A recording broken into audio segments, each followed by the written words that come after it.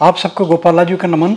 देखिए, अगर कहीं आपको मानसिक, शारीरिक, आर्थिक या कहीं पारिवारिक क्लेश, शत्रु चाहे द्रष्ट हों चाहे अदृष्ट हों, और विशेष रूप से अनयूजुअल ड्रीम्स, रेस्टलेसनेस, डरावने सपने, सांप के, बिच्छू के, भूत प्रेत के, स्टोमक डिसऑर्डर्स, पेट की बीमारी, इस टाइप के अगर लक्षण कहीं दिखाई दे रहे हैं, तब ये मान के चला जाता है कि कहीं ना कहीं ग्रह आपका राहु पीड़ा कारक सिद्ध हो रहा है आपकी जन्मपत्री में, हॉरोस्कोप में। एक तो ये चीज़। दूसरा, अगर किसी एस्ट्रोलॉजर को दिखाते हैं आप, तब फिर वो बहुत सारे दोष राहु से रिलेटेड होते हैं, जिनमें सबसे ज़्यादा चर्चित दोष जो माना जाता है वो होता है काल सर्प दोष। तो ये भी दोष माना गया है ना। बहुत ये अलग बात है कि मानते हैं नहीं मानते, वो सब अलग विषय हैं, तो ये आप दिखवा सकते हैं। और इसके अलावा फिर जो ग्रह नक्षत्र जब देखे जाते हैं हॉरोस्कोप में, जन्मपत्री में, तब वो देखते हैं कि कहीं दशा वाइज, अंतर दशा वाइज, प्रत्यंतर दशा वाइज कहीं ना कहीं राहु पीड़ा कारक सिद्ध तो नहीं हो रहा, काल सर्प दोष है, पितृ दोष है, ये सब सारी चीज़ें रिलेटेड हैं राहु से। और एक बहुत सारी इम्पॉर्टेंट चीज़ कि अगर कोई व्यक्ति जन्मपत्री अपनी देखता है और ट्रांजिट वाइज यानी गोचर में भी तो काल सर्प दोष बनता है ना। गोचर में कहीं विपरीत प्रभाव डाल रहा है अगर राहु, तो इसका मतलब राहु दोष की ग्रह से पीड़ा से आप पीड़ित हैं।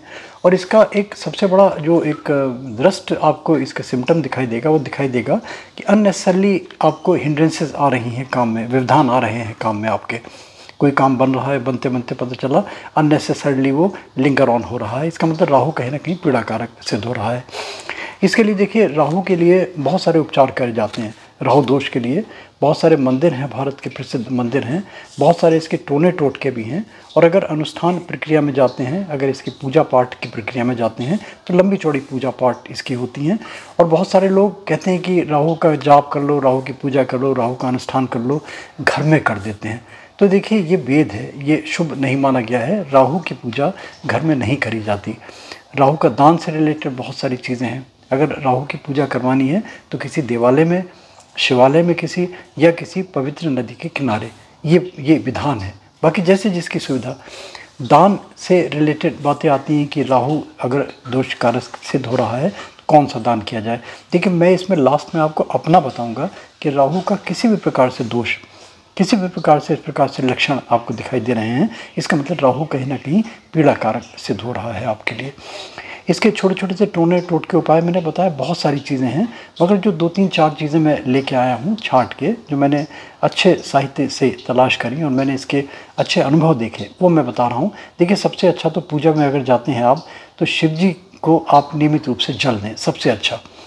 और अगर मान लीजिए चांदी का नाग और नागिन का जोड़ा बना लेते हैं, शिवालय में शिवलिंग पे अगर आप अर्पित करते हैं, इससे भी राहु दोष का निराकरण होता है। अगर मान लीजिए आप कहीं कोई पवित्र नदी है, तब ये दोनों जो आपके सांप, नाग और नागिन का जोड़ा है, ये आप जल विसर्जित कर दें। ये किस दिन करना है, इसमें फिर शुभ मुहूर्त देखे जाते हैं। और वो फिर मेरे लिए जो मैं मान्यता हूँ सबसे अच्छा, मैं मानता हूँ कि सबसे अच्छा इन कामों के लिए अपना जन्म का नक्षत्र वो जन्मपत्री में आप दिखा लेंगे। और अगर मान लीजिए बहुत सारे लोगों को अपनी जन्म का नहीं पता होता, जन्मपत्री का नहीं पता होता, तब फिर जो राहु के दान के दिन होते हैं वो होते हैं रविवार और बुधवार। और राहु का दान दिन में नहीं किया जाता, जब सूर्यास्त होता है उसके बाद में किया जाता है। ये भी विशेष इस चीज़ का ध्यान रखें आप। राहु की पीड़ा के लिए आप साधारणतः देखते होंगे लोग बाग गोमेद पहना देते हैं। मैं इस चीज़ को नहीं मानता। गोमेद अगर पहनाएंगे, देखिए, एक तो वैसे ही कष्टकारी ग्रह आपको कष्ट दे रहा है और आप एक और उस पर भार चढ़ा रहे हैं, यानी कि कष्ट पे और कष्ट बढ़ गया। तो राहु के अगर आप कहीं पीड़ा झेल रहे हैं तो ये गोमेद कदापि ना पहने आप। गोमेद का दान करना बहुत शुभ है। और एक मैंने विगत दिनों में मैंने माछमणि का दिया था, मछमणि, फिश स्टोन बोलते हैं, माछमणि बोलते हैं, मछमणि बोलते हैं। इसके बहुत सारे वीडियोस भी दिए हैं मैंने। मछमणि आप टाइप करेंगे भाई गोपाल राजू, आपको वीडियोस मिल जाएंगे। इसका मैंने अच्छा प्रभाव देखा माछमणि का राहु के लिए। इसके मैंने टेस्ट भी किया और स्कैनर से, इसके अच्छे प्रभाव दिखाई दिए। मगर ये देखिए, सब चीज़ें डिपेंड करती हैं, मिलना न मिलना डिपेंड करता है अपने भाग्य के ऊपर, अपने पुरुषार्थ के ऊपर, अपने कर्म के ऊपर। तो इसको एक पुरुषार्थ मान के चलिए। अगर दान में जाते हैं, देखिए, मसूर की दाल कहते हैं बड़ा अच्छा होता है दान करें। किसी जो कर्मचारी जो लेबर क्लास हैं, उनको कहीं मसूर की दाल दान करें, बड़ा शुभ होता है। दान किसको दिया जाए, देखिए, अगर मान लीजिए नहीं होता तो जो राहु का जो दान दिया जाता है, या तो बुधवार के दिन या रविवार के दिन और सायंकाल, यानी कि जैसे में सूर्यास्त होता है, इसमें कोयले का दान, अगर कोयले को जल प्रवाह करते हैं तो बड़ा अच्छा प्रभाव मिलता है इससे। इसमें अबरक दान किया जाता है, काला कंबल दान किया जाता है, तलवार दान करी जाती है। तलवार तो लंबी वाली तलवार नहीं, छोटी सी बनवा लें, सुनार से बना देंगे, लोहे की तलवार होनी चाहिए, इसका दान किया जाता है। काले पुष्प जो मिलते हैं, काले पुष्प का दान किया जाता है। फिर मैंने बताया ना किसको दें, तो जो डकौत कहलाते हैं, जो शनि का दान लेते हैं, उनको दान किया जाता है। गोमेद का दान मैं फिर बता रहा हूँ, गोमेद का दान करते हैं अगर आप, तो बड़ा अच्छा आपके लिए सिद्ध हो सकता है राहु के दोष का प्रभाव उसका निष्क्रिय करने का। एक चीज़ बहुत ज़्यादा वेद देखी गई है, लोग बाग कहते हैं धूप दीप अगरबत्ती, मैंने पहले भी इसके वीडियोस दिए हैं कि धूप दीप अगरबत्ती जलाते हैं तो अपने बुद्धि और विवेक से जलाएं, मगर विशेष रूप से जहाँ राहु की बात आती है ना, तो राहु की पूजा पाठ को अगर कर रहे हैं, कोई मंत्र जाप कर रहे हैं, तो धूप दीप मत जलाइए आप। इसके लिए चंदन की आप अगरबत्ती आती हैं, चंदन की सुगंध आती हैं, अगर चंदन की सुगंध आप अपने लगा के आप पाठ करते हैं, इसका अनुष्ठान करते हैं, बड़ा अच्छा प्रभाव आपके लिए सिद्ध होगा। और अगर मान लीजिए संभव हो तो चंदन का इत्र आता है, उसको पानी में भी डाल के नहाते हैं, उससे भी राहु दोष का शांति मिलती है। ये भी बड़ा अच्छा उपक्रम सिद्ध हो सकता है आपके लिए। जो देखिए पूजा पाठ वाली बातें आती हैं तो शिव पंचाक्षर मंत्र माना गया है बड़ा अच्छा। शिव पंचाक्षर यंत्र भी मिलता है, इसका भी डिस्क्रिप्शन में दे दूंगा, ऑनलाइन भी मिल जाते हैं ये यंत्र।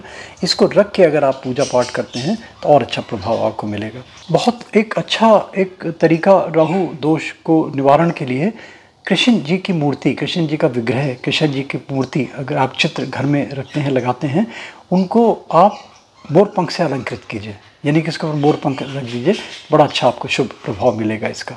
दूब घास आती है, दुर्वा घास आती है ना, अगर दुर्वा घास को, सूखी दुर्वा घास से हवन करते हैं, ये बड़ा अच्छा आपको प्रभाव देगा। दुर्वा घास आप अर्पित भी कर सकते हैं, शिवलिंग पे भी आप अर्पित कर सकते हैं, इससे भी राहु दोष की शांति होती है।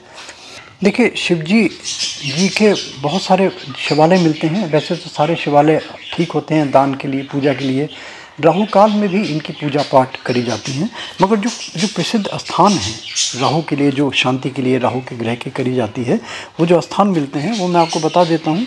ये स्थान आपके आते हैं कालहस्ती, ये शिव मंदिर तिरुपति जी का, त्र्यंबकेश्वर ज्योतिर्लिंग नासिक का सब लोग जानते होंगे, त्रिवेणी संगम इलाहाबाद में, त्रिवेणी नारायण जी का मंदिर केदारनाथ जी में, त्रिनागेश्वर मंदिर ज़िला तंजौर में, सिद्ध शक्ति पीठ काली पीठ कोलकाता में, भूतेश्वर महादेव मंदिर ये नीलमल्ला ताल, ये नीम तल्ला घाट कोलकाता में, गरुण गोविंद मंदिर ये छठीकारा गांव ये बड़ोदरा में पड़ता है, नाग मंदिर ये मथुरा में, चामुंडी देवी मंदिर हिमाचल प्रदेश का, मनसा देवी मंदिर चंडीगढ़ का, नाग मंदिर आपका जबलपुर में पड़ता है, महाकाली मंदिर उज्जैन में पड़ता है, महाकाल जिसको बोलते हैं, और सैम मुखे मंदिर उत्तराखंड का बड़ा अच्छा है।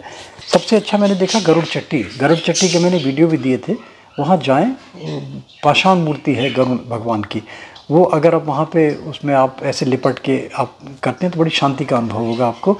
और 2-4 बार अगर आपने, ऋषिकेश से ऊपर पड़ता है गरुड़ चट्टी, मैं वहाँ जाता हूँ, मुझे अच्छा लगता है वहाँ पे। तो ये छोटा सा आपका ये जो बताया मैंने, ये सारा इसका विधान राहु दोष की शांति का जो मैं बता रहा था, मैं जो करवाता हूँ। देखिए अगर कहीं बहते हुए जल की सुविधा है आपके पास, तब जो आपका जन्म नक्षत्र है, जन्म नक्षत्र देख लें, और जन्म नक्षत्र अगर पता नहीं है तो किसी भी आप रविवार के दिन या बुधवार के दिन, जिस समय आप देख लें पंचांग में राहु काल मिल जाएगा आपको, उस राहु काल के समय नारियल ले लें, जटा वाला नारियल जो होता है, अपने ऊपर से 7 बार वारें, और दोनों हाथों जैसे होते हैं ना जल प्रवाह करते हैं, जल प्रवाह कर दें, तो महीने में 1 नक्षत्र मिलेगा। अगर मान लीजिए साल में 2, 3, 4, 5 बार इस तरह आप ये नारियल जल प्रवाह करते हैं अपने नक्षत्र के दिन राहु काल में, और आपको अपना नक्षत्र नहीं पता तो किसी भी बुधवार को, रविवार को, तो भी राहु का आपको बड़ा अच्छा रिजल्ट मिलता है। तो ये तो हुआ छोटी सी चीज़। वैसे कहते हैं कि नर्मदा नदी के पानी से, जल से अगर स्नान किया जाता है तब राहु दोष की शांति मिलती है। अब देखिए हर एक के लिए तो संभव है नहीं, मगर बहुत सारे होते हैं ना, गंगा यमुना कावेरी सब अपने घर में ही तीर्थ मानते हैं सारे लोग, तो उसका ध्यान करके आप ये नर्मदा नदी जी का ध्यान करके अगर आप स्नान करते हैं तो भी बड़ा अच्छा फल मिलेगा। नर्मदा मंत्र भी मिलता है कि अगर स्नान करते हैं, स्नान करते समय आप सतत इस वाले मंत्र का जाप करते हैं, तब भी राहु दोष की पीड़ा बहुत जल्दी शांत होती दिखाई देती है। ये मंत्र बता देता हूँ मैं आपको। नर्मदाय नमः प्रातः, नर्मदाय नमो निशि, नमस्ते नर्मदे नमः, त्राहि मां विष सर्पतः। ये छोटा सा मंत्र अगर ये जप सकते हैं, मैं डिस्क्रिप्शन में भी लिख दूंगा। और आप लोग देखते रहिए गोपालाजी मोटिवेशनल वीडियोज़। डिस्क्रिप्शन में आपको लिंक्स भी मिलते चले जाएंगे मेरी किताबों के, मेरी चीज़ों के, और भी बहुत सारे और प्लेलिस्ट मिल जाती हैं। तो प्लेलिस्ट में आप अपनी चॉइस के अकॉर्डिंगली वहाँ से देख सकते हैं। एक रिक्वेस्ट लास्ट में करता हूँ, लाइक, सब्सक्राइब, फॉरवर्ड, एक नोटिफिकेशन बेल में क्लिक करके ऑल का बटन दबा दें, तो आपकी नीड्स के अकॉर्डिंगली, आपकी इंटरेस्ट के अकॉर्डिंगली, अपनी चॉइस के अकॉर्डिंगली शायद वहाँ से वीडियो आपको मिलते चले जाएँ। All the best, good luck, और भगवान करे राहु दोष शांत ही हो। और सबसे बड़ी चीज़ तो मानसिकता अपनी बलवान रखे। तो अगर वो कहते हैं ना, भूत इसी को चिपटता है जिसको कि भय होता है। तो जहाँ भय है वहाँ पर कुछ भी होने लगेगा, तो भय से मुक्त हों। ये सबसे बड़ा दोष जो मेरे नज़रों में, मैंने कहा था ना लास्ट पे बताऊँगा, अगर भयभीत होंगे तो भूत पकड़ लेगा, भयभीत नहीं होंगे तो कहाँ है भूत। वही राहु वाला हिसाब है। तो ग्रह अपनी चाल चल रहे हैं, उनको चलने दीजिए, आप अपनी चाल चलिए, अपना प्रभु का नाम लीजिए, अपना कर्म करिए। All the best, good luck.